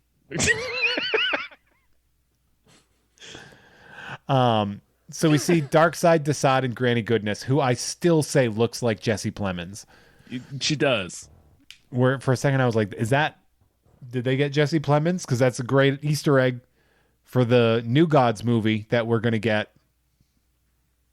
Womp womp. And then the Cyborg is like, Barry, it's time now, man. Let's do it. And he's like, he's here, I'm here. Barry triggers some Speed Force shit, heals, and then he just starts fucking going for it, man. And he's like, I gotta run faster than the speed of light. Dad, whatever happens, he's like talking to like, you know, himself, and he's like, whatever happens, I want you to know your kid was one of them, the best of the best, better than the best. And then he runs through time. I love the Flash stuff visually. It looks cool, yeah. I really do like it. Like the one thing that I'll say, and I said this last episode when the Flash was pulling the debris out of the sky. Mm-hmm. I genuinely love the visual stuff with the Flash. Yeah, it's cool. And then he keeps saying, make your own future, make your own past. It's all right now. And that's sort of a callback to what his dad was saying in prison. And then he gets to Cyborg, and Victor is all of a sudden just standing there as a whole person. And you see he turns, and there's his family, him and his family. And they beckon him. They're like, we can put you back, my poor broken boy. You know, we can put you back. And then he looks and he goes, I'm not broken. And then he attacks those motherfuckers, and he's like, and I'm not alone. And he separates them, and they have a look. They have a fucking look, those mother boxes. Yeah, this is when they get like full witched out. Yeah. And he's like, heads. And he's like, Superman. And then Superman's like, yep, got it. And then they split it. So Steppenwolf roars. He's angry. And then Aquaman's like, I am not invested in this. And he just fucking stabs him through the spine and is like, remember that? It's me. It's the jeans guy. It's me, the jeans guy. Looking like I got into a fight at a little league baseball game, and yet here I am. Fucking working your ass in the again. spine. And then Superman shoves him, and then Wonder Woman does some parkour shit and just slices a motherfucker's head off. He lands, and it's all in front of Darkseid. Like, he doesn't look surprised at all. Nope. It's like a karate school is doing an exhibition at a mall. Yeah. They're just like, here, watch this happen. It's on TV. Everybody's watching it. I guess I'll watch this. He's eating some fucking Chick-fil-A. And fucking Steppenwolf's dumb head just lands under Darkseid's boot. And the Justice League just fucking mean mug Darkseid through the portal. Then I was like, did they savagely kill him to like prove a point to Darkseid, being like, you come here, you're gonna get fucked up too? Yeah, I think there's there's a real war crimes vibe to what they did to him, and they'd be like, this is what we are 100% gonna do this to you. Yeah. They should have just started like Barry starts eating Steppenwolf in front of him. You think we won't? So then Desaad's just looking at it, and he goes, you know, I told you Steppenwolf would fail. And Darkseid goes, yes, you did. But what Darkseid should have said was, well, that's not helpful right now. Yeah, what do you mean? Yeah. I thought this guy was dead already. Yeah. You know, fucking I told you so shit? Like, what's wrong with you? Desaad's a real asshole, man. Oh, yeah. Like, he's a sniveling asshole. Yeah. That company yes man. Yeah. See, I told you it wouldn't work. Anyway, and then so Desaad's like, well, now that the mother boxes have been destroyed, now what? And he's like, ready the armada. We will use the old ways. which means I need to think about this for a second. I need some time. No more of this boom tubing. We gotta plot this out. A lot of information was just sent my way. I need to. I have to do some processing here. Yeah, I gotta sit with this for a minute. A road trip is exactly what I need. So then it cuts to Batman, who's just kind of like hanging off of the top of the reactor, and they just kind of like, or the smoke tower or whatever it is, and they just cooling tower. Yeah, Superman lifts him up, and they all just stand in a line, waiting for their ride. And then their ride shows up, the ride that was crashed and ripped apart. It's better now. Cyborg fixed it. Yeah, he sure did from the roof. And they all are kind of smiling except Bruce. He's just like, I'm still kind of mad. And then we have music. I gotta do Batface. Yeah. Batface. Seems like it's his fault all this happened. Kind of. Yeah, it's not his fault.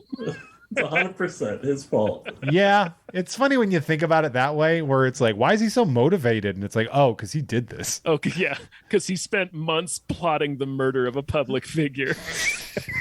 And then did that. You committed an assassination. He's basically, it's like the assassination of Archduke Franz Ferdinand. Yeah. It starts World War One. Like the assassination of Clark Kent is what starts World Invasion 1. Or 2, I guess. And then that's the end. Ah, man, that is the end. And that's a sode. Man. Oh, that was fun. We did it. Chris. Yes. Chris Uminga, where can we find you and what do we have to plug? Instagram, Uminga720. Same with Twitter. And I am working on something pretty cool right now that someone will announce soon. And I wish I could share more because it's been a year of my life. So hopefully soon. I really am looking forward to that. And of course, we can also hear you on the pilot episode, the premiere episode of Jeff Has Cool Friends, available at patreon.com/Jeff May. You can, we loved having you on. Thank you so much. Okay. Also, check out Chris's Artist Sally pieces.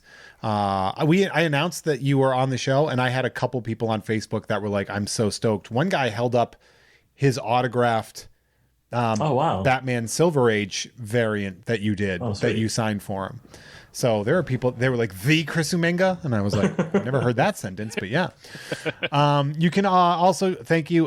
This is a free episode, so if you are listening, Tom will tell you more about the show on Patreon, but you can also find me patreon.com/Jeff May, and then you can listen to You Don't Even Like Sports, the sports podcast for people who don't like sports, and that is available on the Unpops Network. I'm also the co-host with Adam Todd Brown of the Unpops Base Show. Tom, what do you got to plug? Oh man, there's so much to get through. Okay.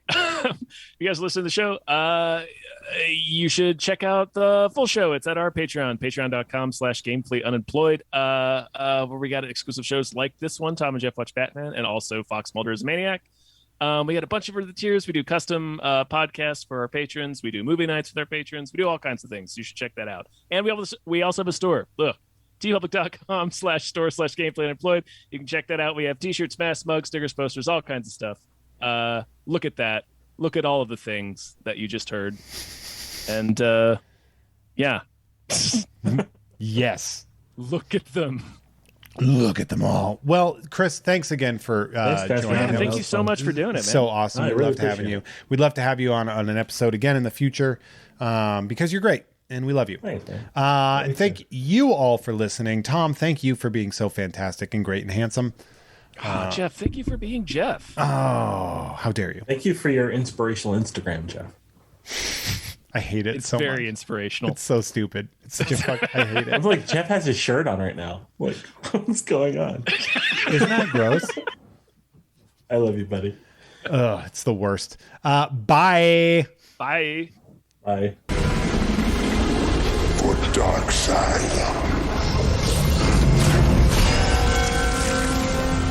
Not impressed. Our artwork is produced by Justin Brown. You can follow him on Twitter at Justin T. Brown and find more of his artwork at artnessbyjustinbrown.com and justinbrown.info.